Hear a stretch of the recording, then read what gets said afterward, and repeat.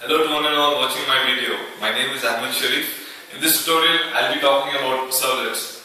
In this tutorial, I'll be covering entire aspects of servlets. So let's start off with who invented servlets. In the year 1997, Sun Microsystems with the version 1.0 created servlets. The current version of servlet is 3.0, which means that servlet has been updated over the years.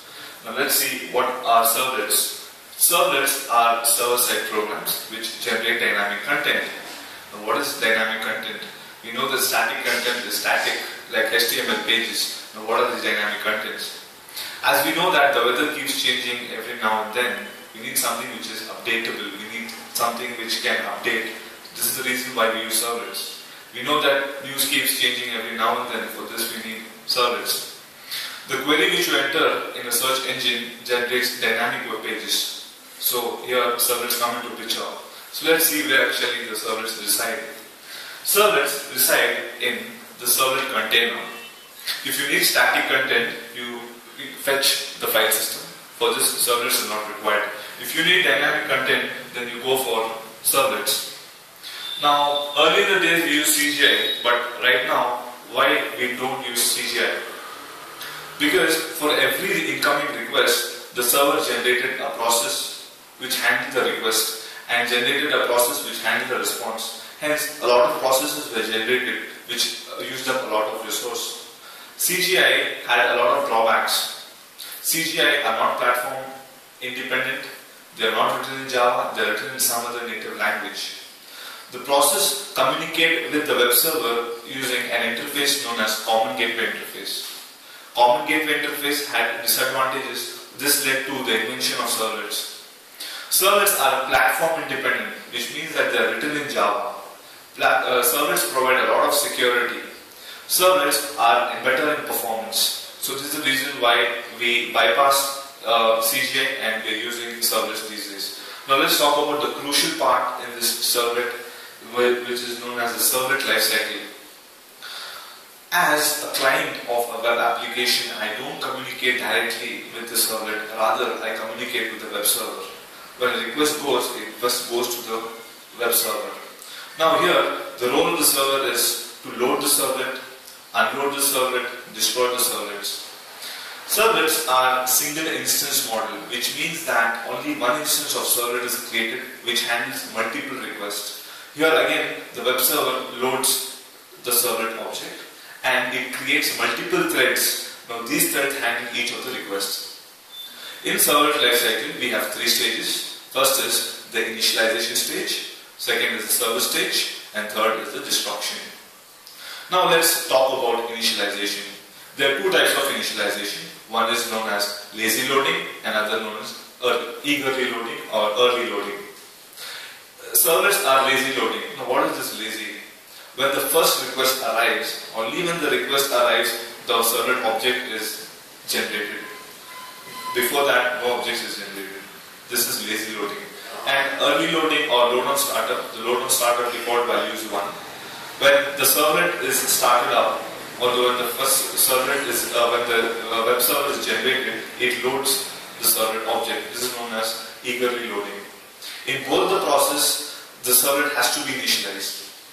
When the no argument constructor is executed, we get the servlet config object. Now this config object reads init parameters. This config object allows the servlet to access name value pairs. This servlet config object gives you access to servlet context. This is about the initialization process. Once the servlet is initialized, it is ready for service. The service, if you're using HTTP servlet, the servlet, HTTP servlet overrides two methods. One is doGet or doPost. I'll be talking about this later in my tutorial about the doGet and doPost process. Now let's see that what happens in the service process. Service process takes two interfaces: HTTP servlet request object, and HTTP response object. HTTP servlet request is an interface. HTTP servlet response is also an interface. We have request object and response object. The request object encapsulates all the client information, maybe a cookie information, etc. The response is generated dynamically and tells the server what response has to be generated and sent back to the client. But this is about the service. Now let's talk about the destruction. When the servlet has finished its process, it will be unloaded. It will be unloaded for a number of reasons. Maybe a memory is required, so the servlet is unloaded. Or maybe the server is shut down, the servlet object is unloaded. Or maybe the server crashes down, so the servlet object is unloaded. So this is about the life cycle which I have explained to you in this diagram.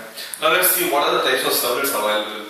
If someone is saying there is just two types of servlet, HTTP servlet and generic servlet, is always a wrong answer. You can create n number of servlets depending on the protocol which you are using. You can create SMTP protocol servlets, you can create FTP protocol servlets. But right now in the today market, the web servers which are manufactured are only supporting HTTP protocol. This is the reason why we use HTTP servlets. So this is about the type of servlets. javax.servlet.http servlet class is the one which is based on HTTP protocol. Now let's look at the hierarchy of servlets. We have the servlet which is an interface. We have generic servlet which is an abstract class. We have HTTP servlet which is also an abstract class, and we have a servlet which implements the how-to classes. Here, generic servlet. Now, generic servlet does not support cookies, does not support session. The generic servlet overrides do service method, whereas an HTTP servlet implements generic servlet and extends java.io.serializable. In HTTP servlet supports cookies, sessions. HTTP servlet supports HTTP protocol. Now let's look at the directory structure of the servlet. In the directory structure, if you've used NetBeans in real time, towards your left you can see projects and you can see servers. There are two tabs. In the project, once you click on the project, there you have to load your. First you have to load your project, go to file, open, and wherever your project is located, load, and you can see a drop down. Once you see the drop down, you can see the structure in your NetBeans. Fine. Here I'll be talking about the web apps, my apps, web INF classes, and all the content files within the directory structure. If you're creating a web application, create in the web apps. If you're creating a directory of your particular application, create in my apps folder. And web INF. Web INF contains web.xml. Web.xml is a deployment descriptor. It is the one responsible for the lifecycle of the servlet. It is the one responsible for fetching the exact type of servlet which is required by you. Then we have welcome pages and registration.jsp page. If you want to store your static content, store in my apps folder. If you want to store dynamic contents and web.xml, store in web INF. So this is about the directory structure, and if you also want to store your servlet classes, we have a servlet class folder. So you can save this. So this is about the directory structure. Now I'll be talking about the form and interaction, which is the actual mechanism of the servlet. As you can see this code, if you run this code in a web browser, you get a label as colors, and you have two options. One is red and another is green. There is a submit button which says submit. Here there is something known as action. The action specifies the URL through which this code will be executed. This particular code will be executed. Now let's go in depth in this code, which is very important in understanding what actual servlets are in technical terms. I've used certain import statements. These import statements are imported from particular packages. Fine. Then we have public class C2, which is a subclass and which extends the superclass HTTP servlet. Then we have public void doGet. As I told you, I will be speaking about doGet and doPost process. Since I have used HTTP process, HTTP servlet overrides two methods. One is doGet and another is doPost. doGet is used to get data. doPost is used to post data. doGet, there is only limited amount of data which you can send, and doPost, there is unlimited amount of data which you can send. doGet is idempotent and doPost is not. Now what is this idempotent? Say once I have clicked the submit button and my request goes to a particular servlet and it's in the process of being, still in the process and the response is still being generated, I click the button again twice and my request goes again and twice the response is generated, which is a very bad behavior in doGet. So if you are using any sensitive data, please avoid using doGet, and instead of that you can go for doPost, because doPost provides a lot of security. Then coming back to HTTP servlet request, this is an interface then which throws servlet exception, IO exception. Throws is a keyword. If you have a method which is about to generate an exception, then you can go for this throws keyword. In this exception, there might be a servlet exception or an IO exception. Now the next statement we have is string color equal to request.get parameter color. The request.get parameter reads your form parameters. Say I have red or green. Now it will read the particular parameter either red or green depending upon this. Then we have a response.set content type. Now what is the set content type? The content which I want my browser to display. The content can be anything from text to HTML, XML, PDF, JPEG, GIF, whatever it be. So I'm sending through this response, I'm sending text/HTML back to my browser. Now something known as printWriter out equal to response.getWriter. Out is an object of printWriter. GetWriter is used to get the object of the printWriter.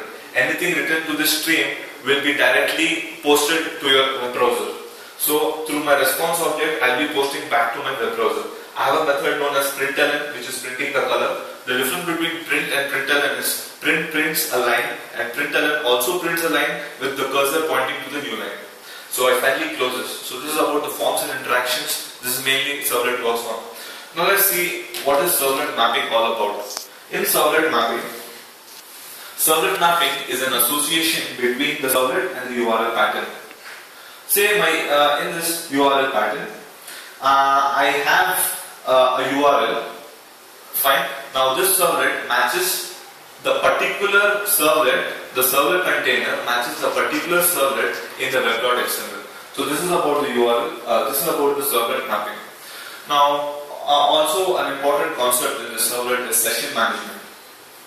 Now what happens in a session is, once a request goes to a particular server, for that particular request a connection is generated and a server creates a session ID with name value pair. Now this session ID is sent back to the client.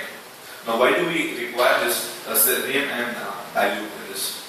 As we know that HTTP is stateless protocol. Stateless protocol means it does not remember a request. Once a request goes to a server and the response is generated and the response is sent back to the client, that's it. It won't remember you back again. To remember further interactions, we use session management. A session is a mechanism which saves state information so that information can be collected between the client and the browser. For example, at an online store, I add a particular product to my cart. How does the server know which product is mine?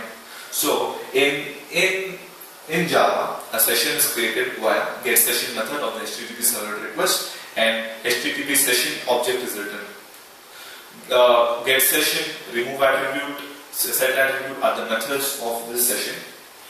Now, let's talk about how do you manage sessions. Sessions are managed in three ways. One is through cookies, URL writing or hidden fields.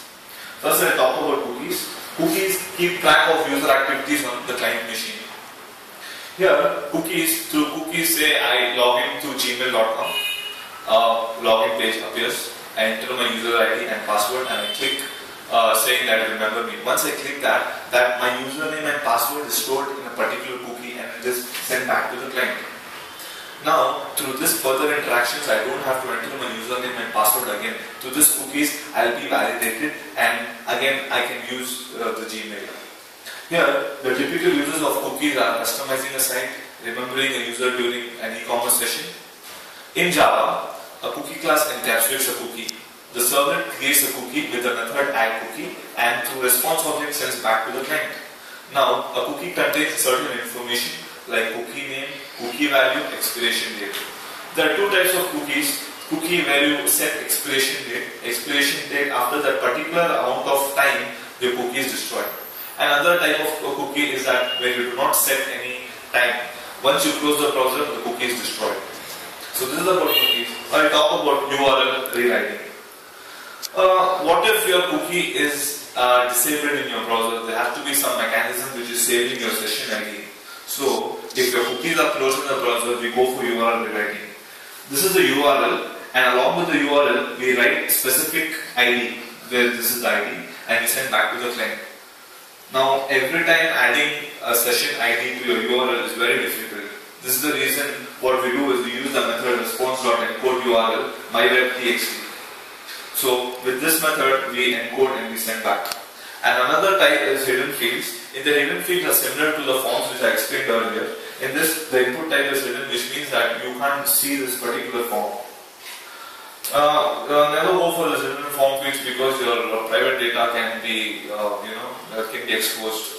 So this is all about servlets. I've explained you the entire analytics of servlets. I hope you enjoyed watching my tutorial. If you have any doubts, if you have any queries, please feel free to ask me. I hope you enjoyed it. Take care. Thank you.